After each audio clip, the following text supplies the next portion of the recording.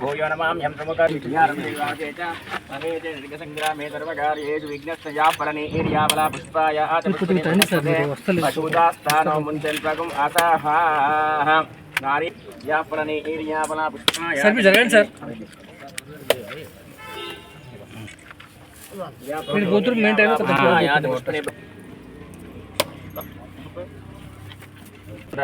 वसंतो अस्यासीधाद्यं भीष्म इत्मश्चरद्भिः सप्तास्यासन् परितयः त्रिसप्तसमितकृताः देवाय यज्ञं तन्वानः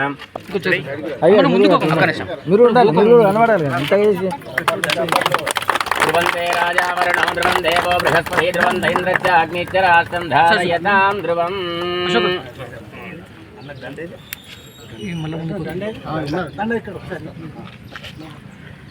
అన్న కొంచెం కొంచెం బ్యాక్ వస్తారు ఫోటో కొంచెం మేడం చూడండి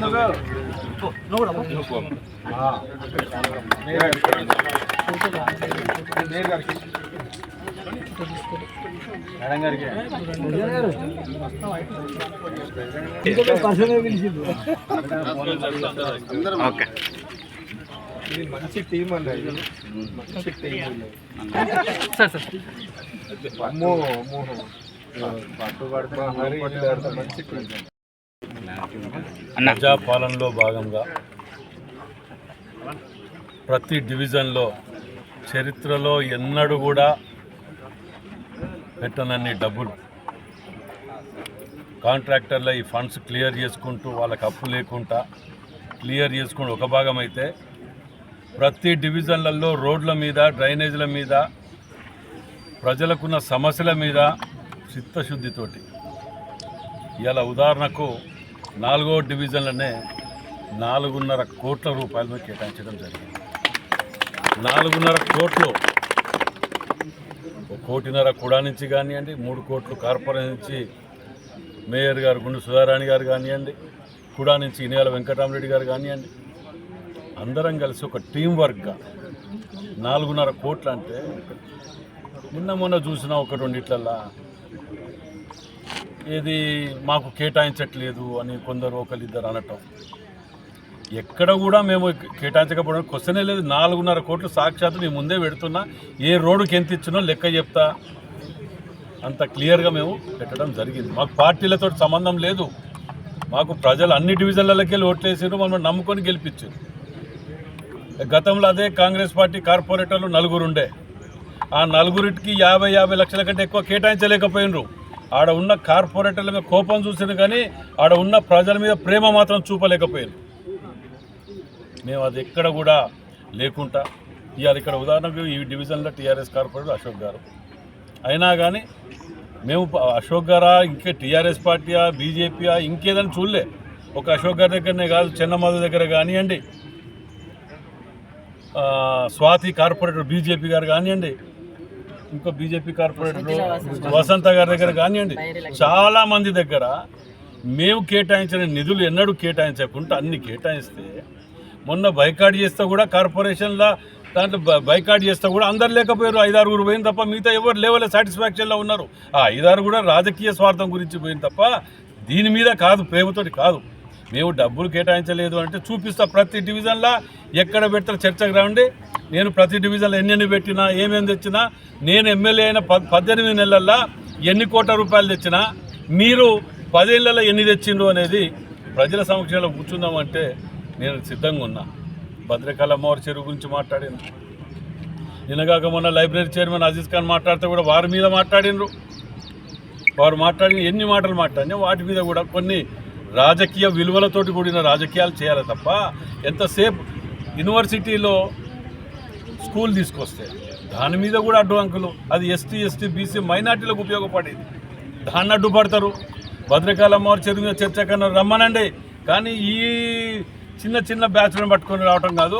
ఎవరైతే కేటీఆర్ని రమ్మను చర్చ పెడదాం, రాష్ట్రం నుంచి ఏం తెచ్చిండ్రు, మేము జిల్లా నుంచి మేము ఏమి పెట్టినాం, 18 నెలల్లో ఏమి పెట్టినాం, దాని మీద అవకతవకలు జరిగినాయి, 3 ఎకరాలు కబ్జా పెడతాం. ఈ గడపల బాణాలు ఎందుకురా నాయన? మీరు ఏదైనా ఉంటే ఓపెన్ డెబిట్ రండి, ఒక స్థాయి తగ్గట్టు రండి. ఏది తాడు లేదు బొంగరం లేని వాళ్ళు వచ్చి మాట్లాడుతా అంటే అది కుదరదు.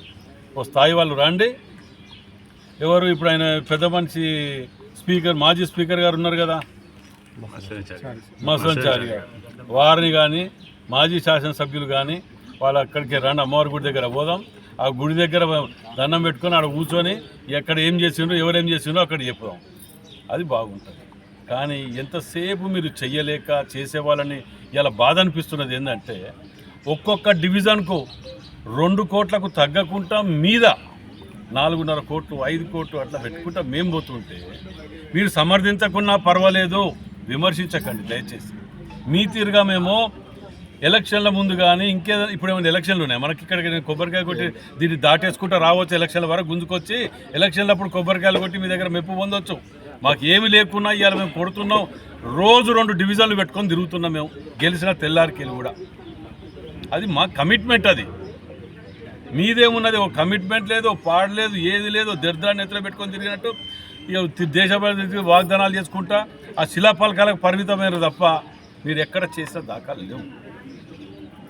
అది ప్రజలు గమనిస్తున్నారు. వీళ్ళు ఏదో చెప్పినంత మాత్రం ఏదో ఒరిగిపోతుంది అనేది కాదు అక్కడ. దానిని మేము ఇంకోటి కూడా చెప్తున్నాం, అన్నీ ఒక్కసారే కావాలంటే కూడా మేమే భగవంతులము ఇంకేదో ఇట్లా అనగా తెల్లారటకు అయిపోయటానికి కమిట్మెంట్ ప్రకారము అన్నీ కంప్లీట్ చేస్తాము. కానీ ఇంకా కొంచెం సమయం నిధులకు పడితే కూడా ఉన్నది కాబట్టి, ఇబ్బందులు ఉన్నాయి కాబట్టి వాటన్నిటిని కూడా కూర్చొని చర్చించుకొని, ఏ పార్టీ అయినా అందరితో సమావేశం ఏర్పాటు చేసుకొని చర్చించుకొని ఏ రూట్లలో పోవాలి, ఎక్కడ పోవాలి, ఏమేమి చేయాలి, అత్యవసరంగా ఏమున్నాయి, ఏబీసీ కేటగిరీ తీసుకోవాలి, అత్యవసరంగా ఏమున్నాయి, నీళ్ళలో మునిగి పోయి బంగ్లాల మీద అంటున్నారు కొన్ని సందర్భాలు. ఇప్పుడు ఉన్నదా ఈ వర్షాకాలంలో చూడండి, ఎక్కడన్నా మునిగి బంగ్లాల మీద అంటున్నా. మేము కదా 10 ఏళ్ళకి వెళ్ళి బిర్యానీ ప్యాకెట్లు, వాటర్ ప్యాకెట్లు డీసీఎంలలో పట్టుకపోయి మేము వాడు పెట్టుకొని బంగాళ మీద పట్టే తాళ్ళు కట్టుకొని పోయి ఇచ్చొచ్చిన సందర్భాలు చూసినాం. ఇప్పుడు ఎక్కడన్నా ఉన్నది హన్మకొండలా? మీ మీడియా సోదరులే అంటున్నారు మమ్మల్ని. కొందరు ఏమన్నారంటే మేము ఇదివరకు అక్కడికి వెళ్ళి మమ్మల్ని వానలు పడుతున్నాయి, మునుగుతున్నాయి అంటే మేము ఇక్కడ ఎక్కడో అక్కడ నీళ్ళ నుండి లైవ్ ఇచ్చేది. ఇప్పుడు ఇక్కడ ఎక్కడ నీళ్లు లెక్క పెట్టడానికి మేము ఏటు నగరం మహబూబాద్ కూడా అవుతుంది అంట. అంటే అది వ్యత్యాసం గమనించండి. ఎక్కడ కూడా మేము నిర్లక్ష్యం చేయలేదు. పార్టీలకు అతీతంగా ఇవాళ ఇందిరమ్మ ఇండ్లు ఇచ్చినామంటే అందరికీ ఇస్తున్నాం. నువ్వు ఏ పార్టీ, ఏ కులం, ఏ మతం ఎక్కడ అడగం మేము. అందులో వరంగల్ వెస్ట్ నియోజకవర్గంలో తెచ్చినన్ని నిధులు నేను రిలీజ్ చేస్తా బ్యాలెన్స్ షీట్ కూడా. రోజు ఏ డివిజన్కి ఎన్ని ఇచ్చినావు, ఎన్ని నిధులు హన్మకొండకు వచ్చినాయి, నీ 10 ఏళ్ళలో ఎన్ని తెచ్చినావు, 18 నెలల్లో నేనేం తెచ్చినా అది ఓపెన్ చర్చ పెడతాను. నేను విత్ ఆధారాలతో వస్తా.